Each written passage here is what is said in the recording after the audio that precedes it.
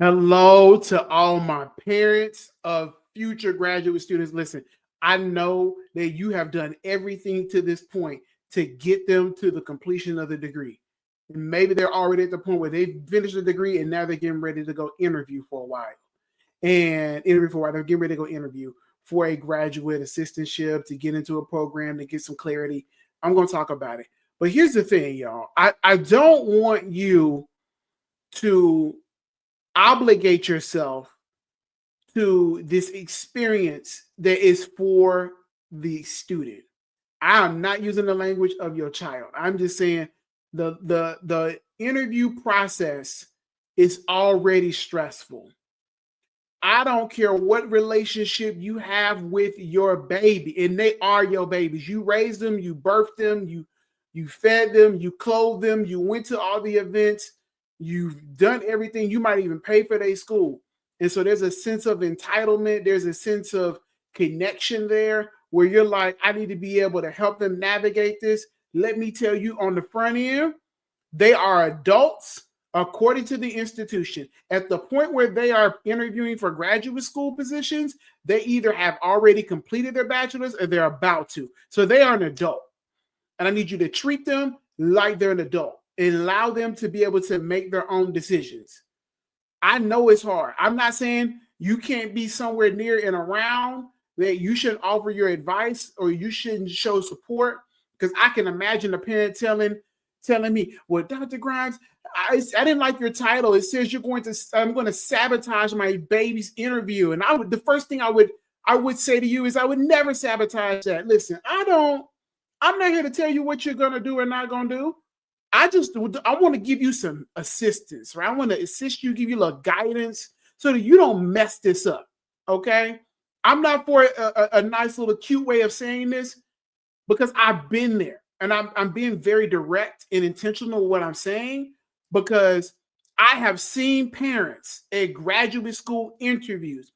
Please do not forget that I worked in graduate education for 7 years, but worked in higher ed for just over 17 years. Oh, I've seen the parents. I've seen you at visitation days. I've seen you on the campus tours. I've even done tours with you. I've seen you at move-in days because I worked in residential life for 5 years. I've seen you show up the first day of classes to ensure that they got out.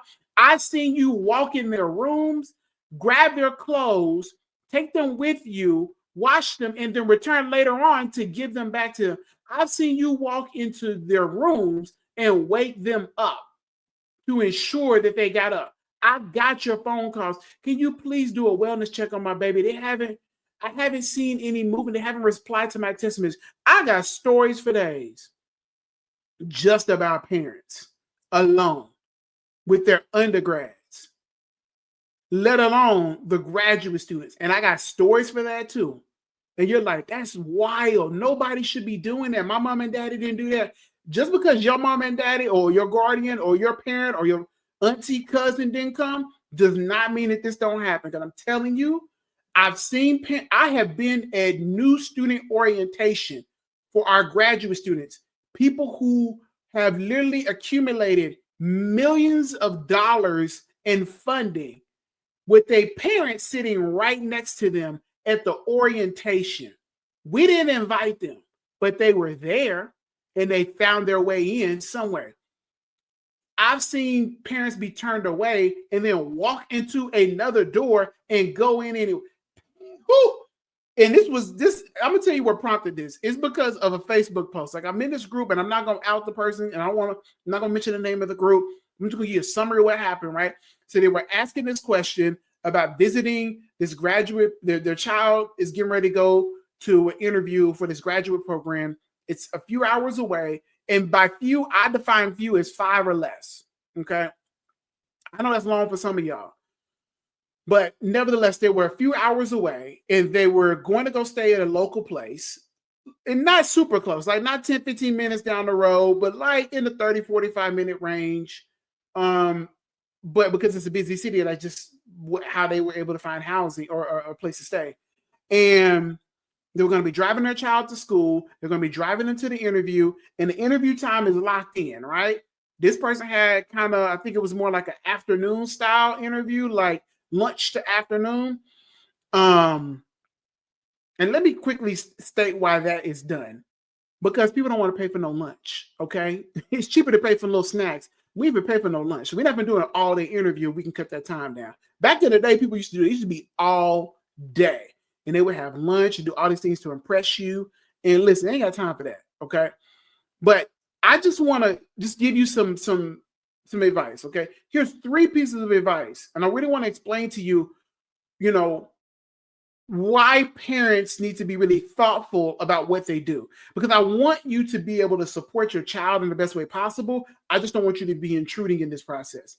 And the first thing you need to understand is that the interview is not for the parent. The graduate school interview is there to assess really the applicant's, independence, their critical thinking, their decision making, their ability to handle challenges, to explain things, to clarify stuff, to see them work in groups. Like, there are group interviews sometimes, and they want to see how they're going to work in a team setting, how they're going to take up space or not take up space, how they're showing up as advocates for themselves, what their knowledge is. Faculty are trying to gauge, is this somebody I want in my classroom? Is this somebody I want to advise, that I want to mentor, that I want to coach? We're about to invest $40,000 in your education. And I want to make sure this is the right person I want to work with for the next 2, 3, 4, 5, 6, 7, 8 years. Okay. Admissions committees are trying to better understand from the student's perspective why they're doing this, not from the parents. So you're not included in this interview. They're not thinking about you because you're not going to be in the classroom. You're not going to be doing the work. I hope you're not doing the work, or we got an issue of academic dishonesty, okay? Or academic misconduct. And so they just want to hear from your baby, okay? I know it's hard. You like, but they should have said it this way. I don't want to coach them. Listen, you didn't coach them to a point, and now you got to let them be free and go on and use the lessons. Okay, so I don't want you showing up trying to coach them. I don't want you showing up outside the window or the door. I don't want you nowhere near in the space. I want you to just drop them off and let them go and do their own thing and wait to hear on the back end how it went, okay? Your student is prepared for this moment. And if they're not, then you check out one of my blog posts about interviewing, okay? Point number 2 is that you're probably wondering, okay, so Dr. Grimes, Justin, what can I do? How can I help my child in this process? Number 1, support them by saying you love them. Encourage them. Hey, you're going to do really well. I'm really excited for you in this opportunity. What can I do to support you? Ask them, what can I do to support you, instead of taking over and saying, here's what you need. When we did this interview, when I asked you this question on the drive, you said this, that wasn't a good answer. You need to say this. That's you taking over. I need you to let them have the space and opportunity to figure this thing out on their own. Okay. Another way that you can support them is encourage them to utilize the resources already within the institution, to do mock interviews, to do AI mock interviews or in-person ones. Encourage them to find additional emotional supports. Maybe they need to talk with a mental health professional about their anxiety in social settings, or about interview anxiety or feelings that they may be having. Okay. It's one thing to hear from you, but it's another thing to talk to a licensed professional. Maybe you can support them through talking through the logistics. Like, you are really good with understanding a map. And so that at the point where you got to drop them off or they're going by themselves, your baby be confused. Your baby be struggling to find buildings. Okay. So maybe your part of the process in offering support is to say, hey, listen, here's the marker where you're going to be stopped, and this is where you need to go. And that's about all you need to do.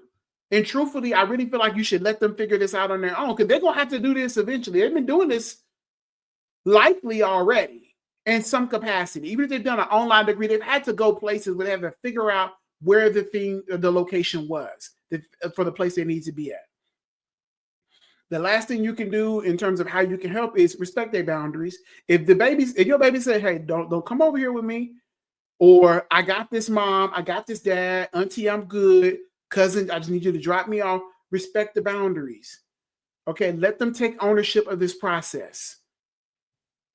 Because you don't want them to say the reason why I didn't get in is because you came to that interview. No, whatever happens, let this be their moment. And the last piece I want to talk about is what to do if you're worried or you're unsure what to do, because that's real. I get it. Okay.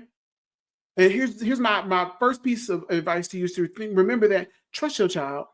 Trust that your child is capable of doing these things, and they made a decision of one that they have the capability of being able to follow through with, and that when they're admitted, because we're not going to speak these like if, when they're admitted, that they will be able to complete this degree. They already did one. They're going to be able to do more.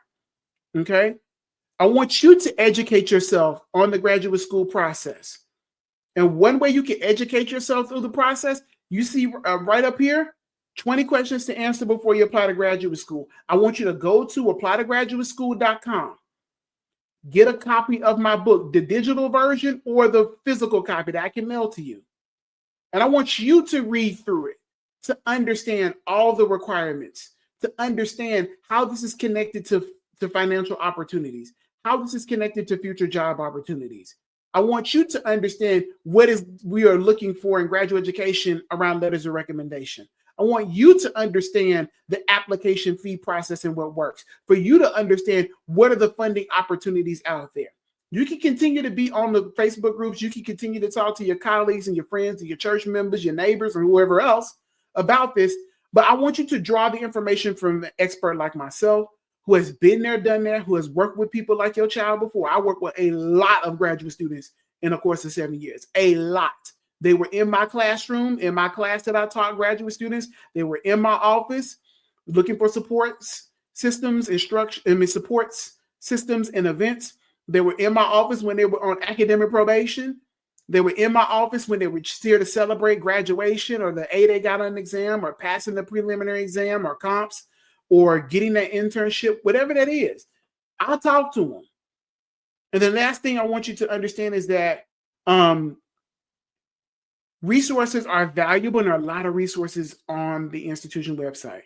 Now, you can look at these resources on your own, but I caution you from just sending your child a text message with all these links. Hey, you need to look at this and read this. Hey, you need to look. Listen, ask the question, how can I support you in this? What concerns do you have right now? How do you feel about housing? How do you feel, you have a particular learning disability or learning needs? Have you looked into the resources they provide? What do you feel about them? And allow that to be the segue into the conversation. That gives them the power to lead and take over for their own process. This is called autonomy. This is called adulting, where they need to figure these things out on their own. And then you can come back on the back end. And here's the thing.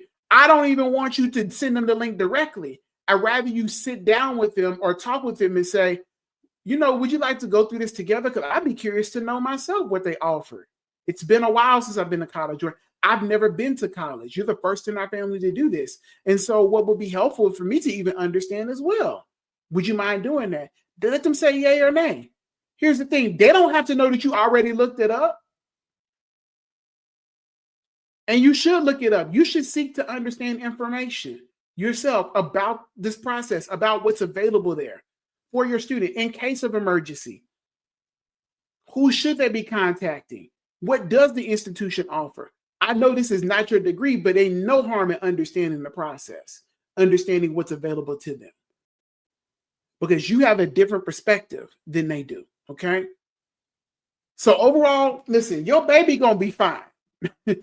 They got to do this. They're going to be fine. They're going to be nervous. And there's generally not much you're going to be able to do to take that their nervous feeling away, because they got to do this on their own. That's a part of it. They may be lost and go to the wrong building, and they'll find their way back. And if they're scared, they'll call you. And your job is to provide the support, the reassurance. Hey, it's okay. Let's find this together. Do you want me to provide you some support with this? How can I help you? They're going to be excited about what happened. They're going to question it themselves and say, I wish I would have said this. I wish I would have talked more about this. They're going to be excited to talk about what they learned and meeting the faculty member. And they finally got to talk to Dr. So-and-so. They've been reading about and learning about and talking to you about forever and ever. They're going to be excited about that. And I want you to relish in that excitement and that joy. That's what I want you to do. Parents, I want you to celebrate this moment. So when they're done, say, Congratulations. I'm so proud of you. That's the final thing you need to do. Now, I know there was a lot of advice on this Facebook post from people, and I don't think nobody said go. Generally, everybody said don't go, or just go to a local coffee shop. Go visit the city. Go see something on your own. I get it. Sometimes you got to fly with your child. Like that was for my wife. I think my father-in-law drove my wife to her graduate school interview, but he went in the interview. He just drove and went around the city. Okay. So I encourage you to do that. And if you got questions, no, seriously, holler at your boy. I'm here to help you. I don't want you to figure it out this all on your own. You're not meant to figure this out on your own, okay? And I know this is new for a lot of people because your child is the first in the family to pursue this. And for some of y'all, even if you have pursued a graduate degree or you come from a family of graduate degree holders like myself, that don't mean that their experience is going to be your experience. Because for a lot of them, the internet may not have not even been a thing. Social media may not have been a thing. TikTok may not have been a thing. They might not even fill out an online application communicated via email. And even if they did, even if you had a child or a nephew or a niece or a cousin or a friend who did it last year, things can change. And what works for one process may not work for another institution or programs process. With that being said, have a good one. And I'm always here to help. Look up resources, supports, and buy your copy of the book, 20 Questions to Answer Before You Apply to Graduate School at applytograduateschool.com. Be blessed.